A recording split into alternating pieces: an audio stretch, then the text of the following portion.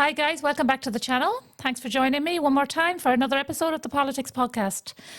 Since my last episode, we have had, of course, the presidential election, and so many people came out to spoil their votes, and I'll touch on that later on. But now I want to talk about the horrific incident that happened last week, that the news broke that a 10-year-old girl was allegedly raped on the grounds of Citywest Hotel, which is the biggest IPAS centre, migrant centre in Ireland, by allegedly a asylum seeker who failed in his application for asylum and was actually served a deportation notice 6 months ago. And that's who the alleged perpetrator of this evil act on a poor little 10-year-old child, a 10-year-old little girl, and our best wishes go to that poor wee girl and her family. And it raises many questions because apparently the little girl was in the care of the Child and Family Agency of Ireland. They're called TUSLA, and we are all shocked and sickened with this crime. Yet again, there is a crime involving children and our broken, wrecked immigration system here in Ireland. And now this poor wee girl. And it raises massive, massive questions about self-deportation, which is the deportation system of choice by our government here. Self-deportation. And I've said it many times, it's absolutely horrific that this child has been subject to such a crime at such a tiny age by someone who was told to deport himself. It raises many, many questions as to how he was even still in the asylum centre when he was served a deportation notice. Of course, it caused outrage and outcry about many on social media, but no more than those who live in the community in Sagart in Dublin, who live in the local community of the Citywest Hotel, which is this centre. And actually, the government very recently purchased the Citywest Hotel for €150 million of taxpayers' money. They have purchased this building. And this is what happened to the little girl. So there are so many questions that we have. Those of us who have been calling out this crazy mass immigration scandal for the last nearly 8 years. It's ramped up in the last 2 years, but we have been calling it out. Nothing's ever done. It's got worse. It's got worse. I read there today that there have actually been 1,012 incidents logged for the Citywest Hotel IPAS Centre. Incidents, various incidents, some very violent, some arguments that turn into a brawl I can only imagine. I saw a video of some of them wrecking the dining hall. So there's been 1,012 incidents logged about the Citywest Hotel. And what does our government do? Do they shut it down? Do they tell the people about these incidents of these 80% economic migrants that our own government tell us they are? Getting their accommodation, getting their 3 meals a day, getting their health and their dental and their driving lessons or whatever benefits. We've gone through it here before on the channel. What does the government do when all these incidents are logged? Nothing. Nothing. And how many incidents would be the total in all the IPAS centres in the whole country? God only knows, because we're not told about these things unless people do a freedom of information check on these things. These things are not headline news. But do you know what is headline news? what is headline news that came out at the weekend there in the Daily Mail on Sunday? They blamed X. Sorry, I'll just backtrack a little bit. After this horrific story broke about this poor little pet, this poor little girl, after the story broke, and it was mainstream media that broke the story, and mainstream media that shared the story. I can't remember which paper I read it in first, but it was online and I saw, and it was the mainstream media that shared that the alleged perpetrator was a failed asylum seeker who had been issued with a deportation order. So the mainstream media reported the story. I saw it. I commented. I was sickened by it. Hundreds of people saw it. Thousands of people saw it. The world saw it. But yesterday on the Daily Mail on Sunday, they had a big two-page spreadsheet, a two-page spread story blaming X. I have set up this whole channel for you guys because I believe that X is the #1 news site in the world. I find it fantastic. You can get everything you need on it. You see everything you need to see on it. And it is the truth. As I say, it is news by the people for the people. And also on X, you see mainstream media. They all have accounts on X and they all report their stuff. So you get to see everything, basically. Basically, X is your one-stop shop for news and for truth. But they don't like X because the truth does get out on X and people can talk and people can share ideas and they know everything that's going on. There is no hiding on X. So the title of this two-page story was that X fueled days of rioting at Citywest. Now, sorry, I want to backtrack a little bit. After the news broke, of course, the community of Citywest, who have been having protests, by the way, for months on end about this building, if not for a year. So the local community of Sagaurt have been on the streets anyway, okay? They've been having protests. When this story broke, they, like all of us, were sickened. And their warnings had come true in a most dreadful way. And their shouts of protest had come true in a most dreadful way. So they got together the night afterwards. I think it was the night after the story broke. They got together and met. And of course, it was thousands of angry people, by the way, young and old, all sorts of people there. And of course, there was a little bit of trouble.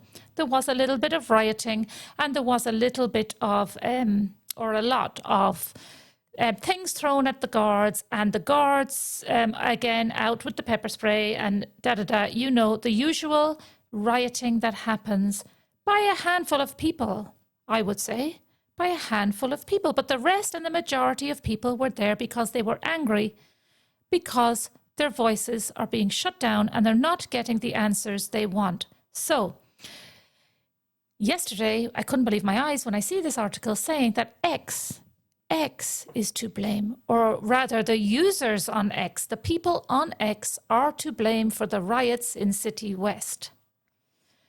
Like, it's absolute madness. And the reason they're saying that is because one account user on X in particular, Mick O'Keefe, he shared what we all had read anyway. He shared an article, and because he has a very large account and because Elon Musk follows this user, Elon Musk, who has, I can't remember how many million followers, but Elon Musk reposted it. He simply reposted the news that we had all got anyway. And they are trying to insinuate that only for X the riots wouldn't have happened. And I have covered this before, and I have said this before when the opening speech from Verona Murphy in the Dáil, as they came back to work after the summer recess, her most important thing was to say that they're going to stop online content, online bullying of politicians, blah, blah, blah, blah, blah. And I've said it before, and I'll say it again. If mass immigration was happening in the 90s, before the dawn of X and the internet, if it was happening, you would have still crowds on the street. you still would, with loudspeakers, there still would have been rioting, I would say. It has nothing to do with X. In fact, that article was nothing more than slop, as my dear granny would say. Slop. A slop article. How dare they blame X? They have no idea how angry people are. Absolutely, they are not. Where is the 2-page story about Citywest Hotel, Migrant Centre now? Where is it? Where is the 2-page story about the 1,012 incidents that have been logged since Citywest started as a migrant centre, started being operated as a migrant centre? Where is the 2-page spread about the scandals, the multi-millionaires that are being created by who own these buildings? We don't see it. But yet, when the little child was allegedly raped on the grounds of Citywest, and the people that have been shouting the warnings, the local community there, mainly mothers, women with children, mainly because they are the main ones who this affects. 4 weeks ago, I walked through the streets of Saggart by myself at about 7:30 in the evening and was leered at by men that I know are from the IPAS Centre and was told to my face that they would rape me. That's what we are dealing with on a daily basis. We have enough. We've had enough. My 16 and 15-year-old daughter... Sinead, let me just stop you there. Say that again, please. You were threatened with what? As you're walking through the village, they gather in gangs in the village. They're hanging around in the lovely little plaza that we have built there in the village. They're hanging around there. They're drinking. If you are a female woman walking alone through there and those men are there at that point, they will say horrible, disgusting things to you. They will tell you to your face that they will attack and rape you. They do not care. I have a 15 and 16-year-old daughter who cannot walk through their own village anymore unless they're with 3 or 4 friends. It's not safe anymore. I'm living in that area 20-odd years and I've never been as much... I'm not a woman who would be afraid of anybody, but I am sick of being afraid for my own safety and the safety of my children in my own town and my own village. And the worst part for it all is that the government that were elected by the people of this country are failing over and over again to listen to the concerns of us, to listen to the people. Peaceful protests have happened and they've been brilliant. But the problem is we've now got to a point we are not being heard. We are not being heard. Okay, but I'm sure you don't agree that the sort of disturbances we saw last night are the answer to this. Absolutely not. Violence is not the answer. But violence is the language of oppressed people. And this is what's happened. The government has failed over and over again to listen to the people of Saggart. When that happens, what does our media do? It turns on X. Because people talk, because people are sharing things. I said before, if the internet did not exist, people would still talk and people would still share things. And people back in the 90s would be very, very angry if this mass immigration scandal was going on then. It doesn't matter that we have social media. It doesn't matter that we have X. As good as X is, it doesn't stop human interaction and human talk and human anger. And boy, people are angry. And I think... I'm going to talk a little bit about the election now, but I think the government have finally, the penny has dropped after all the people that went and spoiled their votes the other day. Anyway, and Sinn Féin have been no help to the people of Citywest. The Saggart, they were no help to East Wall people, no help to Coolock. I said it before. They are no help to the working class people.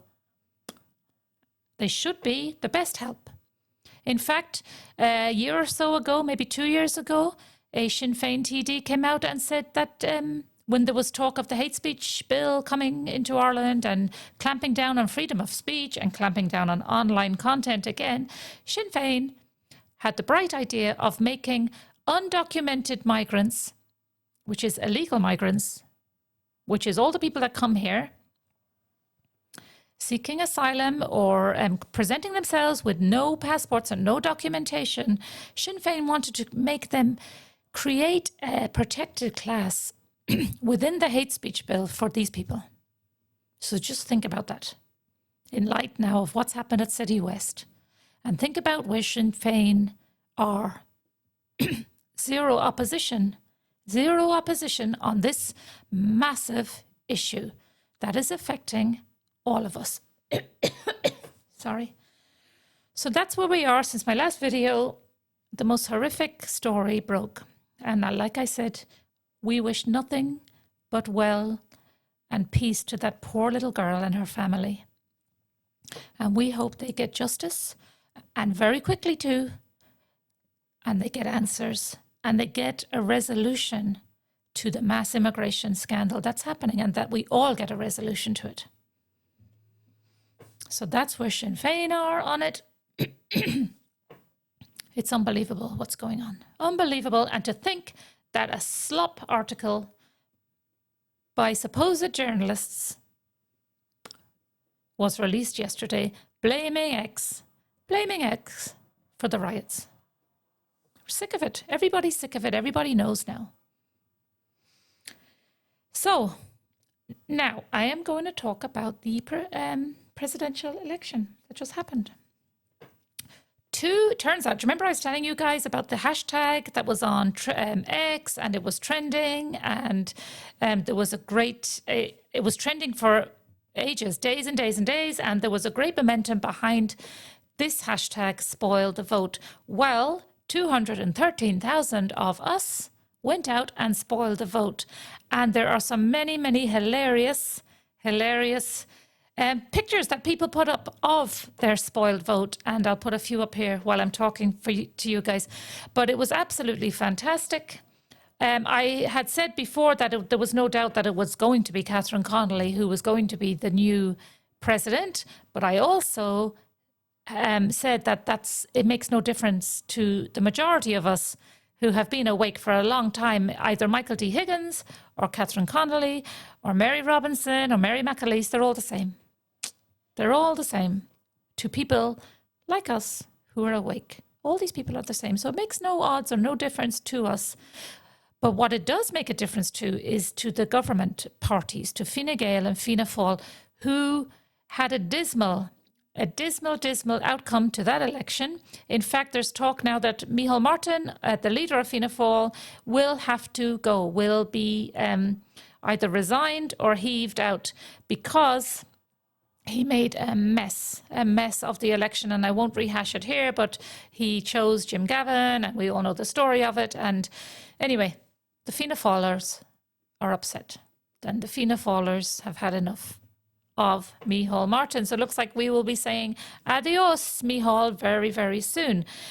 But the spoil the vote, excellent. Doesn't change much for us, only that it tells us that there are 213,000 people upset in the country, so upset that they got in their cars or walked or cycled to the polling station and wrote many messages. Many messages. And obviously, they're not all linked to immigration. They're not all linked to the gender ideology issue. Every one of those 213,000 people had their own message to send to the government. And it's a big wake-up call, in my opinion, to the government to start catering for other voices, for anti-woke voices, and for people, especially in my view, they need to start catering to people who have had enough of mass immigration. And the last poll, like I said, was a couple of years ago now. They haven't really done a poll since. They haven't asked the question since, who wants to limit immigration into the country? And 79% of respondents said yes. They want a limit now. They've had enough. So the government really need to start answering people, because people are angry as they have just seen at Citywest. And that story is far from over. This is the tip of the iceberg of what's going to happen in the country. So, yeah, I mean, to think that the main message I wanted to get out today to you guys was to, when you see articles like that, X-fueled days of rioting at Citywest, please, enough. Enough is enough. Nonsense. Slop, as my granny would say. Absolute slop. So I'm going to leave it there, guys. As always, if you want to, please do set up an account on X. Contrary to what you read in your newspaper on a Sunday, it's not a bad place. It's a fantastic place. It's the only place that you will get the full news. But in the meantime, as always, I am going to be there to troll through X and bring you the relevant things, in my opinion, that you miss out on, or that you need to hear the real story behind, or the real slant. I will give you the slant that they won't give you. So that's it, guys. Thank you for listening. I'll be back. Please like and subscribe if you can, and share the videos and tell your family and friends about it. But I love it, and I will see you on the next one. Thanks a million. Take care.